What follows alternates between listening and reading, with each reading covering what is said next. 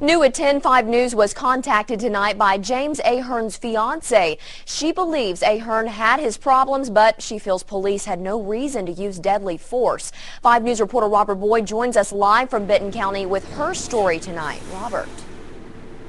Well, actually, James Ahern's fiance was reluctant to talk with us on camera, so we agreed to hide her identity and her face for this interview. Now, she says Ahern has a shaky past with law enforcement in this area, and she believes law enforcement are hiding details in this case. She was also the last known person to talk to Ahern before his death.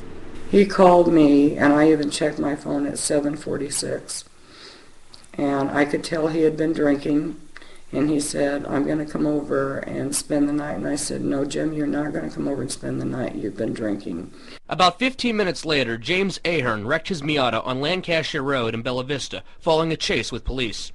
Police are not disclosing what happened next, but there were witnesses. And the police officer demanded the guy to get out of the vehicle, and there was no response. And then the officer made an attempt to try to get in the vehicle, I guess by trying to bust out the glass.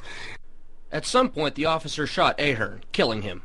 The cop was out shooting real quick. He shot 3 or 4 times, I guess, and then there was no response from the driver.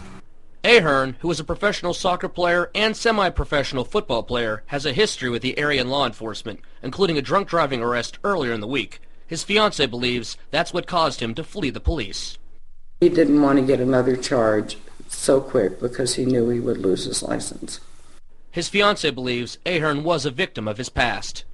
After a high-speed chase, I think that cop just walked up, saw who it was, and shot him.